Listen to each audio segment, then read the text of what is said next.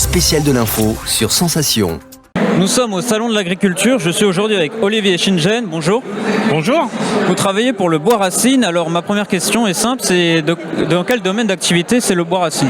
Bonjour, alors moi je suis Olivier Schingen, je suis agriculteur, céréalier sur la commune de Vers-le-Grand dans le département de l'Essonne. Quel type de produit vous proposez? Alors sur l'exploitation, nous cultivons principalement des céréales, blé, betterave, maïs, du colza, et on a une partie on fait aussi de la lentille, et on a une partie bio sur l'exploitation avec du chanvre, du seigle et de la févrole. C'est important de travailler en bio aujourd'hui pour vous?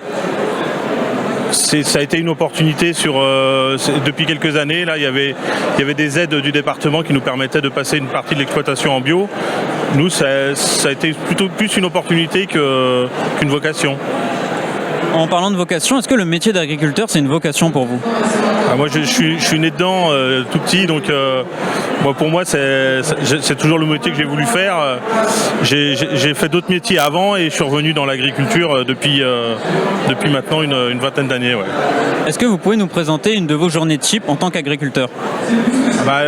C'est difficile d'avoir une journée type parce qu'on travaille avec les saisons. Nous, on a aussi une partie en vente directe sur l'exploitation, donc on peut avoir des livraisons, il y a les travaux dans les champs, il y a tout ce qui est partie administrative bien sûr. Donc une journée type c'est un petit peu compliqué, quoi. Vous avez parlé de vente directe, justement, où est-ce que vos produits sont commercialisés? Alors nous, la particularité sur nos fermes, c'est qu'on produit de la lentille verte sur une dizaine d'hectares. Et donc nos produits sont commercialisés en vente directe chez les commerçants, chez les amis producteurs qui ont des boutiques à la ferme. On travaille aussi avec un peu la grande distribution, notamment les intermarchés. Et le gros de la production, nous, est vendu dans les cantines scolaires au niveau des collèges du département. C'est important de travailler avec ce type de partenaire pour vous? Nous, c'est ce qui permet la filière lentille sur notre exploitation ne pourrait pas fonctionner si on n'avait pas le partenariat avec le département, oui. Et en général, est-ce que vous pensez que la filière lentille se porte bien aujourd'hui? Oui, c'est une production qu'elle vend en poulpe au niveau de la protéine végétale. C'est vrai qu'aujourd'hui, c'est une culture qui fonctionne très bien. Est-ce que vous travaillez en circuit court aujourd'hui? Le circuit court, ce sont vraiment nos produits. Par exemple, aujourd'hui au Salon de l'Agriculture, on travaille aussi, on fait des marchés de producteurs. On a un petit réseau d'agriculteurs chez lequel on fait des marchés les uns chez les autres. Et puis le département nous aide aussi en faisant des marchés de producteurs quelques fois dans l'année. Donc on travaille aussi comme ça. C'est important donc de faire du circuit court, d'aller sur les marchés de producteurs ou même de vendre directement à la ferme pour vous?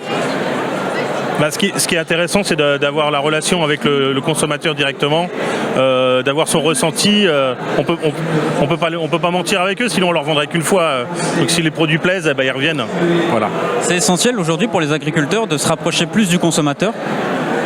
Nous, surtout dans notre région, en Ile-de-France, c'est très important de leur expliquer comment on travaille, parce qu'on a de plus en plus de mal avec la population.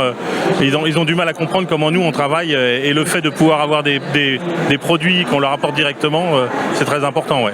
Faire connaître le métier d'agriculteur aujourd'hui aux populations d'Ile-de-France, c'est aussi important?